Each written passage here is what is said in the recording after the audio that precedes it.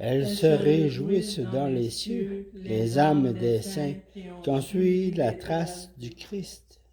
Ils ont répandu leur sang par amour pour lui.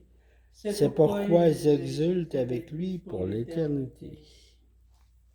Au nom du Père et du Fils et du Saint-Esprit, Amen. le Seigneur soit avec vous. Et avec votre esprit. Aujourd'hui, 16 septembre, nous célébrons le martyre du pape Corneille et puis de Saint-Cyprien, évêque de Carthage. On le considère comme deux amis qui ont eu presque le même destin. Les deux sont morts martyrs pour la même cause. Et ensuite, Cyprien était en Afrique, évidemment, à Carthage, Corneille à Rome, comme pape. Et ils ont défendu ce qu'on appelait les lapsi, les gens qui ont fait l'apostasie et qui voulaient revenir à l'Église. On en parlera plus tard dans notre échange, dans nos réflexions. Ce qu'on va faire, c'est demander l'esprit de Corneille et de Cyprien, qui est un esprit de miséricorde, l'esprit de tolérance autour de nous. Commençons par nous tourner vers ce Dieu miséricordieux pour qu'il nous remplisse de son amour et de sa présence au jour d'aujourd'hui.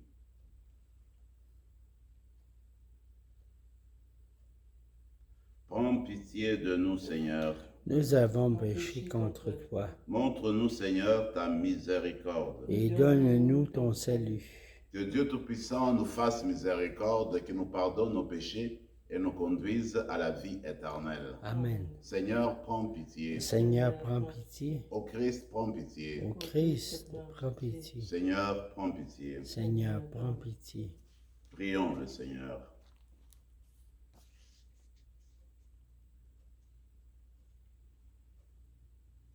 Seigneur Dieu, tu as donné à ton peuple, dans les bienheureux Corneille et Cyprien, des pasteurs dévoués et d'invincibles martyrs.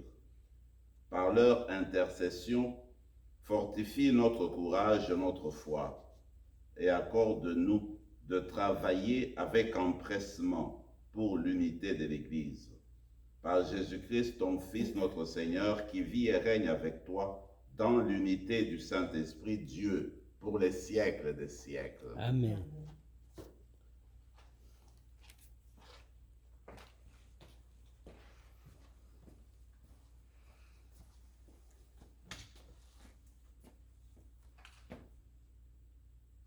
Lecture de la première lettre de Saint Paul apôtre aux Corinthiens. Frères, nous proclamons que le Christ est ressuscité d'entre les morts. Alors, comment certains d'entre vous peuvent-ils affirmer qu'il n'y a pas de résurrection des morts? S'il n'y a pas de résurrection des morts, le Christ non plus n'est pas ressuscité. Et si le Christ n'est pas ressuscité, notre proclamation est sans contenu, votre foi aussi est sans contenu, et nous faisons figure de faux témoins de Dieu, pour avoir affirmé, en témoignant au sujet de Dieu, qu'il a ressuscité le Christ, alors qu'il ne l'a pas ressuscité, si vraiment les morts ne ressuscitent pas.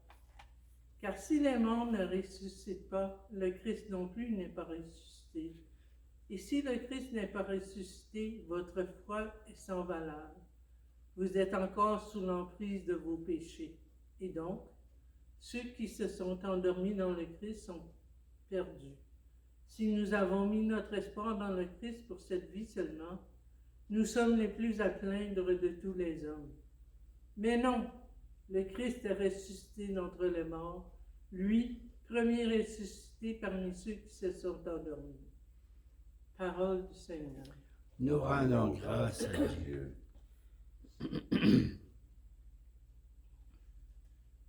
Au réveil, je me rassasierai de ton visage, Seigneur. Au réveil, je me rassasierai de ton visage, Seigneur.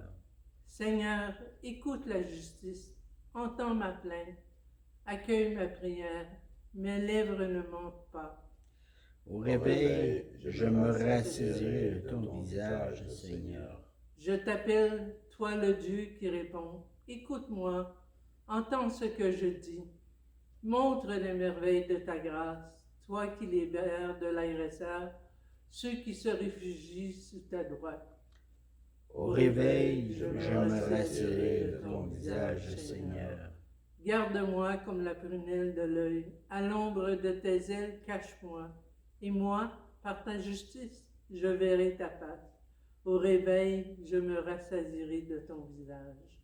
Au réveil, je me rassasierai de ton visage, Seigneur. Alléluia, Alléluia. alléluia. Tu es béni, Père, Seigneur du ciel et de la terre. Tu as révélé aux tout petits les mystères du royaume. Alléluia. Alléluia.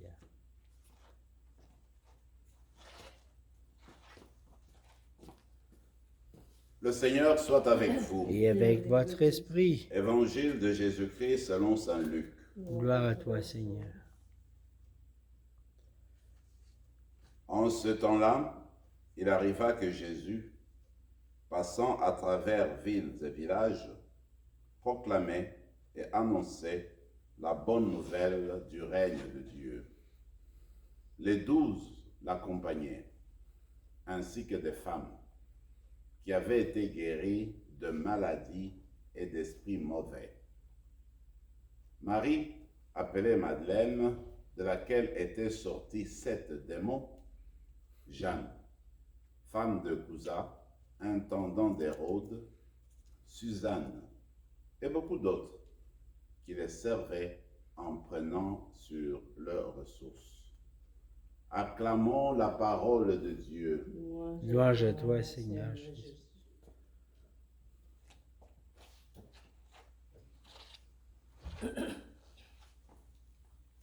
Saint Paul revient sur un thème principal, sur le thème principal en fait du christianisme.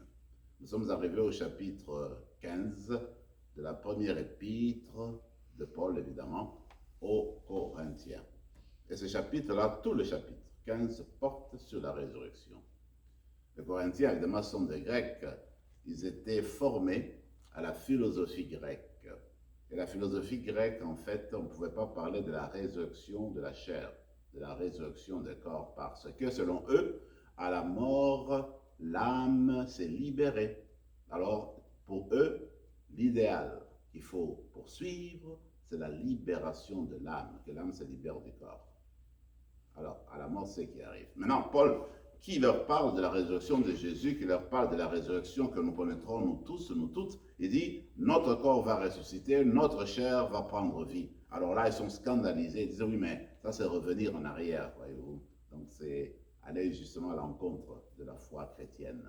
Alors, Paul dit, écoutez, si vraiment on met en doute la résurrection, c'est qu'on met en doute aussi la résurrection de Jésus. Si vraiment Jésus n'est pas ressuscité, alors nous perdons notre temps, dit-il. Pourquoi? Parce que la résurrection de Jésus est le pivot de notre vie, est le pivot de notre foi, est le pivot de son enseignement. Par la résurrection de Jésus, Dieu est venu confirmer tout l'enseignement de Jésus, tout son sacrifice, toute sa vie, toute son existence. Alors, j'aime beaucoup la reprise de Paul. Alors, quand il a discuté avec eux, alors il dit à un moment donné, mais non, le Christ est vraiment ressuscité. Voilà, n'est-ce pas, le sens de notre foi. Voilà la fondation de notre enseignement, la fondation de notre foi. Alors aujourd'hui, nous allons regarder ce Christ ressuscité et nous rappeler que la résurrection donne sens à notre vie, que Dieu ne nous a pas créés pour disparaître et que la résurrection dont il parle, c'est la résurrection aussi des corps. Parfois, on n'insiste pas beaucoup. Quand nous allons ressusciter, c'est avec notre corps, notre chair, mais transformé. Ce ne sera pas le corps que nous avons ici. Moi, je dis toujours, ce sera le corps comme celui que Jésus avait quand il est ressuscité, qui perçait les murs. Hein. Mais nous allons ressusciter, c'est là que nous tendons. Alors, dans la célébration d'aujourd'hui, rendons grâce à Dieu, lui qui nous a appelés pour vivre, qui nous a appelés à entrer dans la vie éternelle. Et la vie éternelle commence déjà maintenant. Nous avons un pas dans la vie éternelle et un pas sur cette terre, parce que nous continuons à vivre sur cette terre. Mais la vie éternelle prend déjà forme maintenant, chaque fois que nous célébrons l'Eucharistie, chaque fois que nous entrons en contact avec Dieu, chaque fois que nous posons des œuvres de miséricorde, des œuvres de charité, nous vivons de la vie éternelle. Alors au jour J, quand le Seigneur nous appellera, eh bien nous entrerons pleinement dans cette vie et pour voir Dieu face à face et vivre notre destin, ce pourquoi nous avons été créés, vivre en communion avec Dieu. Voilà, il me semble, le cœur de notre enseignement, nous les chrétiens, nous les disciples du Christ. Mais maintenant, cet enseignement a été porté depuis le début de l'Église. Alors, nous avons par exemple deux témoins de cet enseignement aujourd'hui, le pape Corneille et l'évêque Cyprien. Qu'est-ce qui s'est passé? Regardez, Cyprien, par exemple, était évêque de Carthage. En fait, il s'est converti à 35 ans. Il était d'une famille noble, une famille riche. Alors, quand il s'est converti, il a découvert le Christ, il a vendu tout ce qu'il avait. Il est entré dans l'Église. Et 3 ans après, il a été, n'est-ce pas, appelé à devenir évêque de Carthage. Mais ce qui est beau, lui-même dit ceci dans son témoignage. Il dit, alors qu'il était dans les ténèbres, alors qu'il n'était pas encore baptisé, alors qu'il vivait loin de Dieu, il s'est rendu compte qu'il était enchaîné par toutes sortes de vices, par le mal. Il s'est demandé comment s'en sortir. Pour lui, il n'y avait pas d'issue, c'était impossible qu'il puisse être libéré. C'est ainsi qu'il a découvert le Christ, il a été baptisé. Après le baptême, il dit non, je me rends compte que je suis libéré, que le Seigneur m'a libéré et que maintenant, je peux vivre de la vie éternelle, je peux vivre de la vie de Dieu, je peux vivre de la vie de communion avec mon Dieu, la vie de liberté. Voyez-vous, c'est une belle découverte que Cyprien a fait et il rend témoignage dans ses prédications. Comment il a vu que le Seigneur l'avait libéré, l'avait changé, avait fait de lui un nouvel homme après son baptême. Mais le plus beau, c'est qu'il n'a pas vécu aussi longtemps. Comme 13 ans, il a été évêque de Carthage, mais c'était en pleine persécution. Il a connu 2 grandes persécutions. La première, qui a commencé en 250, parce que Cyprien est né vers 210, et la première persécution donc a eu lieu en 250, de 250 en 253, où on a ravagé, on a tué tellement de croyants, tellement de disciples du Christ. Alors, le problème qui s'est passé quand il y a eu un petit répit, c'est qu'il y a eu un problème, une division dans l'église de Carthage, dans l'église de Rome aussi. Pourquoi? Parce que les gens se disaient, les personnes qui ont fait de l'apostasie, c'est-à-dire au moment de la persécution, quand les soldats sont venus pour persécuter les chrétiens, certains reniaient leur foi. Ils disaient, ah non, moi je ne suis pas chrétien, moi je ne connais pas Jésus-Christ. Il y en a qui ont renié leur foi pour conserver leur vie. Alors, au moment du répit, au moment de la paix, ces personnes-là ont demandé de revenir à l'église, ont voulu continuer leur vie de l'église. Alors, les autres chrétiens, les autres disciples ne voulaient pas. Ils disent, mais non, vous aviez renié, nous avons souffert. Vous, quand les soldats sont venus, vous avez dit non à Dieu, non à Jésus, vous n'êtes pas des chrétiens, allez ailleurs, ne venez pas chez nous. D'autres dans l'église disaient, mais non, ils demandent pardon, il faut les accueillir, il faut qu'ils viennent. On les appelait les lapsis, c'est-à-dire les gens qui sont tombés. Alors on dit, mais non, les autres disaient, écoutez, ils ont demandé pardon, laissez-les entrer dans l'église. Alors discussion, c'était la même chose aussi à Rome avec Corneille. Et à Rome, ça a été pire parce que il y a eu toute une équipe d'évêques, de prêtres qui sont partis nommer un autre prêtre, un autre évêque, évêque de Rome, alors qu'il y avait déjà Corneille. Et on l'a nommé pourquoi? Parce que eux, c'était des rigoristes. Ils voulaient mettre dehors, renvoyer tous les chrétiens qui sont tombés au moment de persécution. Qu'est-ce qu'a fait Cyprien? Eh bien, Cyprien a commencé à enseigner, à inviter le peuple de Carthage, l'église de Carthage, à être tolérante. Il dit, ces gens-là demandent pardon, il faut les accueillir. Ils vont passer par une pénitence, puis ils vont rentrer dans l'église. Il faut avoir la miséricorde de Dieu, il faut les accueillir. Alors, Corneille va prendre aussi le même enseignement, la même attitude, le pape Corneille, mais toujours est-il qu'il y aura beaucoup d'opposition à Rome, et lui ne sera évêque que 2 ans, hein, comme pape de Rome, Corneille. Il va connaître la persécution parce qu'il y aura une deuxième persécution en 258, et Cyprien connaîtra la même persécution en 258 et va mourir. Donc les deux meurent à l'exil, meurent dans l'exil, et puis ensuite aussi à cause, n'est-ce pas, de la même foi, hein, parce qu'il proclame Jésus-Christ, l'unité de l'Église. Alors moi je me dis, là c'est un bel exemple, Moi, cet exemple de la psy vient toujours me chercher chaque année que nous fêtons Cyprien et Corneille. Je me dis, si nous étions à ce moment-là, quelle aurait été notre attitude? Est-ce que nous aurions accepté d'accueillir encore une fois les chrétiens qui ont dit non quand le moment de la persécution sont arrivés? La persécution est passée. Maintenant, les chrétiens demandent pardon pour entrer dans l'église. Quelle aurait été notre attitude? Celle des Cypriens ou celle des rigoristes? Point d'interrogation. Je me rappelle, dimanche dernier, nous parlions de, n'est-ce pas, la parabole de l'enfant prodigue. Le deuxième garçon n'a pas voulu partager la miséricorde du père. Il dit, comment ça se fait que mon frère qui est parti dilapider tout l'argent, papa, tu l'accueilles encore, alors que moi, je suis toujours ici, je ne reçois rien. Le deuxième fils n'était pas en mesure d'embrasser la miséricorde du père. Est-ce que nous autres, nous sommes en mesure d'embrasser la miséricorde qu'a révélé Cyprien, qu'a révélé Corneille? Demandons la grâce de notre célébration eucharistique par l'intercession de Cyprien, par l'intercession du pape Corneille, eh bien, que nous apprenions la miséricorde de Dieu, que nous apprenions à accepter des personnes, à marcher en communion avec des personnes et à être toujours les signes de cette miséricorde de Dieu au jour le jour dans notre vie. Que l'Eucharistie de ce matin vienne nourrir notre foi, vienne nourrir notre miséricorde et faire de nous des témoins aujourd'hui de la présence de Dieu, de l'amour infini de Dieu. Amen.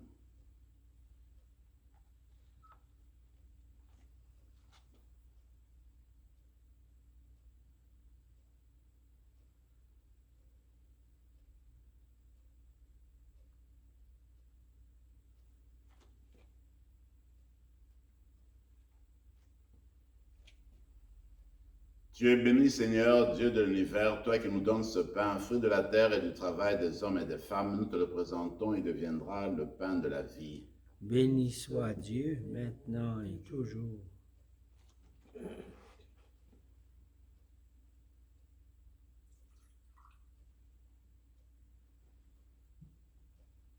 Comme c'est au sommet le vin pour le sacrement de l'alliance, puissions être unis à la divinité de celui qui a pris notre humanité. Tu es béni, Seigneur, Dieu de l'univers, toi qui nous donnes ce vin, fruit de la vigne et du travail des hommes et des femmes. Nous te le présentons, il deviendra le vin du royaume éternel. Béni soit Dieu maintenant et toujours. Humbles et pauvres, nous te supplions, Seigneur, accueille-nous, que notre sacrifice en ce jour trouve grâce devant toi. Prions ensemble, mes frères et mes sœurs, au moment d'offrir le sacrifice de toute l'Église. Pour la gloire de Dieu, le salut du monde. Accepte, nous t'en prions, Seigneur, les offrandes que ton peuple te présente pour célébrer la passion de tes saints martyrs. Elles ont rendu les bienheureux Corneille et Cyprien courageux dans la persécution. Qu'elles nous obtiennent aussi d'être fermes dans l'adversité. Par le Christ, notre Seigneur. Amen. Le Seigneur soit avec vous. Et avec votre esprit, Élevons notre cœur. nous vers le Seigneur. Rendons grâce au Seigneur, notre Dieu. Cela est juste et bon. Vraiment, il est juste et bon, pour ta gloire et notre salut, de t'offrir notre action de grâce, toujours et en tout lieu, Seigneur, Père très saint, Dieu éternel et tout-puissant. En louant tes saints martyrs, c'est toi que nous exaltons, et leur passion révèle l'œuvre admirable de ta passion. Tu leur donnes en ta bonté de croître avec ardeur, de persévérer sans faiblir et de vaincre dans le combat par le Christ notre Seigneur. C'est pourquoi le ciel et la terre t'adorent. Ils te chantent le cantique nouveau et nous-mêmes, unissant notre voix à celle des anges, nous t'acclamons. Saint, Saint, le Seigneur, Dieu de l'univers, le ciel et la terre sont remplis de ta gloire. Hosanna au plus haut des cieux. Béni soit celui qui vient au nom du Seigneur. Hosanna au plus haut des cieux. Tu es vraiment saint, Dieu de l'univers, et il est juste que toute la création proclame ta louange, car c'est toi qui donnes la vie. C'est toi qui sanctifies toutes choses par ton Fils Jésus-Christ notre Seigneur, avec la puissance de l'Esprit Saint. Et tu ne cesses de rassembler ton peuple, afin que, du levant au couchant du soleil, une offrande pure soit présentée à ton nom. C'est pourquoi nous te supplions, Seigneur, de consacrer toi-même les offrandes que nous apportons. Sanctifie-les par ton esprit pour qu'elles deviennent le corps et le sang de ton Fils Jésus-Christ notre Seigneur, qui nous a dit de célébrer ce mystère. La nuit même où il fut livré, il prit le pain. En rendant grâce, il dit la bénédiction. Il rompit le pain et le donna à ses disciples en disant, « Prenez et mangez-en tous, ceci est mon corps, livré pour vous. »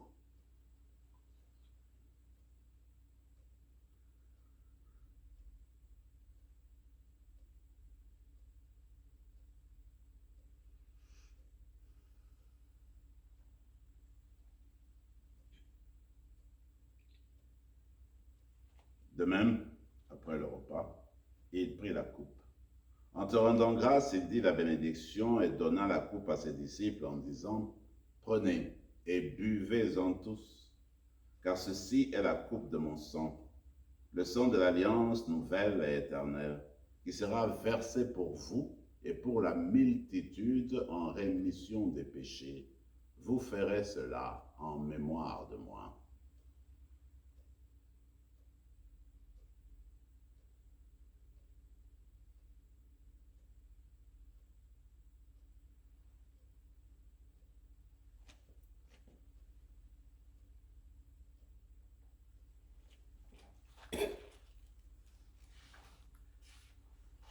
Proclamons le mystère de la foi. Gloire à toi qui étais mort, gloire à toi qui es vivant, notre Sauveur et notre Dieu, viens Seigneur Jésus. En faisant ainsi mémoire de son Fils, de ton Fils, de sa passion qui nous sauve, de sa glorieuse résurrection et de son ascension dans le ciel, alors que nous attendons son dernier avènement, nous t'offrons, Seigneur, en action de grâce, ce sacrifice vivant et saint. Regarde, nous t'en prions, l'oblation de ton Église, et daigne y reconnaître ton Fils qui, selon ta volonté, s'est offert en sacrifice pour nous réconcilier avec toi. Quand nous serons nourris de son corps et de son sang et remplis de l'Esprit Saint, accorde-nous d'être un seul corps et un seul esprit dans le Christ. Que l'Esprit Saint fasse de nous une éternelle offrande à ta gloire, pour que nous obtenions un jour l'héritage promis avec tes élus. En premier lieu, la bienheureuse Vierge Marie, Mère de Dieu, avec Saint Joseph son époux, les bienheureux apôtres, les glorieux martyrs, Saint Corneille et Saint Cyprien, et tous les saints qui ne cessent d'intercéder auprès de toi et nous assurent de ton secours. Et maintenant, nous te supplions, Seigneur, par le sacrifice qui nous réconcilie avec toi, étends au monde entier le salut et la paix. Affermis ton Église en pèlerinage sur la terre, dans la foi et la charité, en union avec ton serviteur, notre pape François et notre évêque Marcel, l'ensemble des évêques, les prêtres, les diacres, et tout le peuple que tu as racheté. Écoute en ta bonté les prières de ta famille que tu as voulu rassembler devant toi. Dans ta miséricorde, ramène à toi, Père très aimant, tous tes enfants dispersés.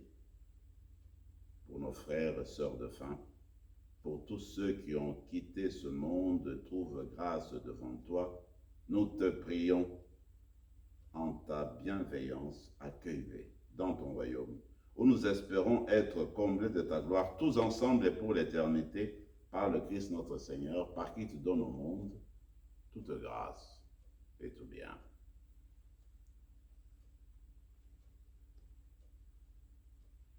Par lui, avec lui et en lui, à toi, Dieu le Père Tout-Puissant, dans l'unité du Saint-Esprit, tout honneur et toute gloire pour les siècles des siècles.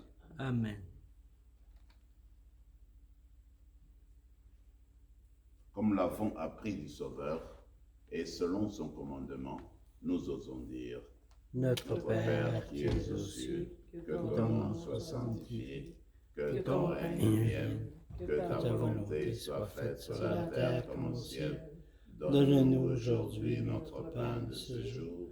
Pardonne-nous nos offenses comme nous pardonnons aussi à ceux qui nous ont offensés. et ne nous laisse pas entrer en tentation, mais délivre-nous du mal. Délivre-nous de tout mal, Seigneur, et donne la paix à notre temps. Soutenus par ta miséricorde, nous serons libérés de tout péché, à l'abri de toute épreuve. Nous qui attendons que se réalise cette bienheureuse espérance, l'avènement de Jésus-Christ, notre Sauveur. Car c'est à toi qu'appartiennent le règne, la puissance et la gloire pour les siècles des siècles. Seigneur Jésus-Christ, tu as dit à tes apôtres, je vous laisse la paix, je vous donne ma paix. Ne regarde pas nos péchés, mais la foi de ton Église. Pour que ta volonté s'accomplisse, donne-lui toujours cette paix et conduis-la vers l'unité parfaite, toi qui vis et règnes pour les siècles des siècles. Amen. Que la paix du Seigneur soit toujours avec vous. Et avec votre esprit, Agneau de Dieu, qui enlève le péché du monde, prends pitié de nous. Agneau de Dieu qui enlève le péché du monde, prends pitié de nous. Agneau de Dieu qui enlève le péché du monde, donne-nous la paix. Seigneur Jésus-Christ, que cette communion à ton corps et à ton sang n'entraîne pour nous ni jugement ni condamnation, mais que par ta bonté, elle soutienne notre esprit et notre corps et nous donne la guérison.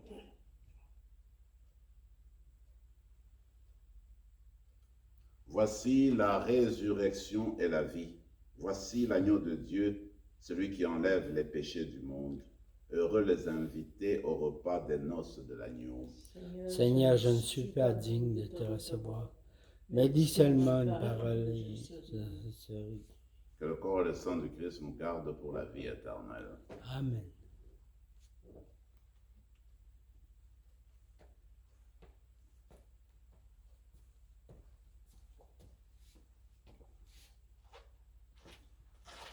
Le corps du Christ. Le corps du Christ.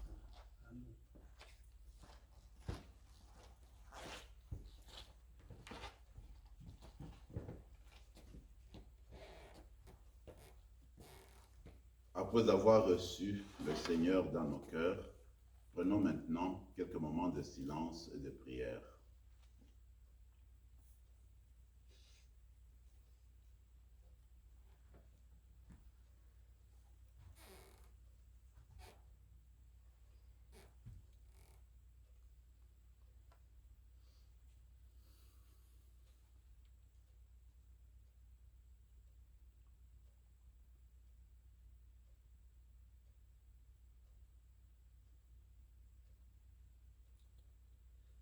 Vous avez tenu bon avec moi dans mes épreuves, et moi je dispose pour vous du royaume, dit le Seigneur.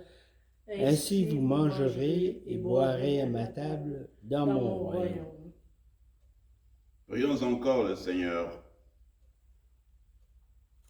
Par les mystères auxquels nous avons communié, nous te supplions, Seigneur, puissions-nous, à l'exemple des bienheureux martyrs Corneille et Cyprien, être forts de la force de ton esprit, afin de rendre témoignage à la vérité de l'Évangile, par le Christ notre Seigneur. Amen. Le Seigneur soit avec vous. Et avec votre esprit. Et que Dieu Tout-Puissant vous bénisse, le Père, le Fils et le Saint-Esprit.